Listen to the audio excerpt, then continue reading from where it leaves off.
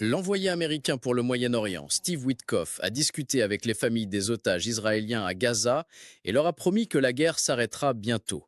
Selon un enregistrement de la conversation obtenu par Reuters, Witkoff a déclaré qu'un plan de reconstruction de Gaza est activement en cours d'élaboration, ce qui mettra effectivement fin à la guerre. Witkoff a également ajouté que le Hamas est prêt à déposer les armes, bien que cette organisation palestinienne ait déclaré à plusieurs reprises qu'elle ne se désarmera pas.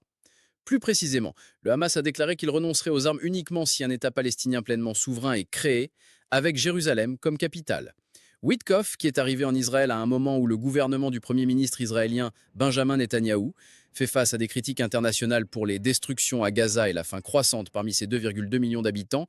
a rencontré jeudi le Premier ministre israélien.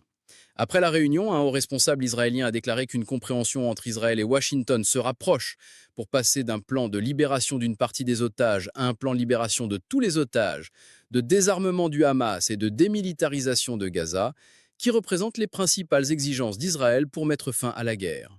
Mardi, le Qatar et l'Égypte, médiateurs dans les efforts de cesser le feu, ont soutenu une déclaration de la France et de l'Arabie saoudite qui définit les étapes vers une solution à deux États du conflit israélo-palestinien. Selon ce plan, il est dit que le Hamas doit remettre ses armes à l'autorité palestinienne soutenue par l'Occident.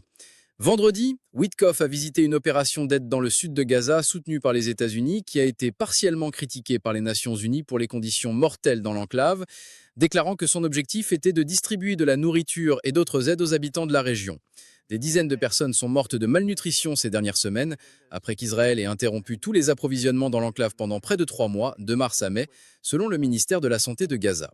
Israël blâme le Hamas pour les souffrances à Gaza et affirme qu'il prend des mesures pour permettre plus d'aide à la population là-bas, y compris des interruptions des combats pendant une partie de la journée dans certaines zones, des largages aériens d'aide et la déclaration de corridors protégés pour les convois de d'aide.